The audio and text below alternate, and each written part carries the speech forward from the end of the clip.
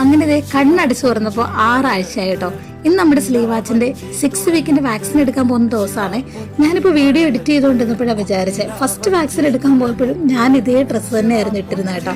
ഒരൊറ്റ കാര്യം മാത്രം വ്യത്യാസം ഉണ്ടായിരുന്നു, അന്ന് നമ്മുടെ കൂടെ അമ്മയുണ്ടായിരുന്നു കേട്ടോ. അന്ന് നമ്മുടെ സ്ലീവാച്ചിനെ കൊണ്ട് ആദ്യമായിട്ട് ഔട്ടിങ്ങിന് പോയ ദിവസം എന്ന് വെച്ചാൽ ജസ്റ്റ് വെളിയിലേക്ക് പോയി. നല്ല ടെൻഷനായിരുന്നു കേട്ടോ അന്നൊക്കെ. പക്ഷെ ഇന്നിപ്പോൾ എൻ്റെ 6 വീക്ക് ആയപ്പോഴത്തേക്ക് നമ്മളവനെ ഹാൻഡിൽ ചെയ്യാൻ പഠിച്ചു.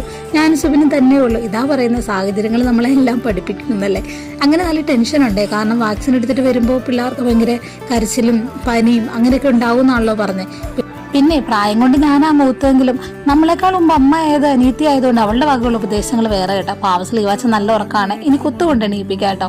അങ്ങനെ ഇതിൻ്റെ ഇഞ്ചക്ഷനൊക്കെ കിട്ടി കേട്ടോ. പെയിൻലെസ് വാക്സിനാണ് നമ്മൾ എടുത്തത്, അതുകൊണ്ട് പെയിൻ അധികം ഉണ്ടാകത്തില്ല എന്നാ പറഞ്ഞു കേട്ടോ.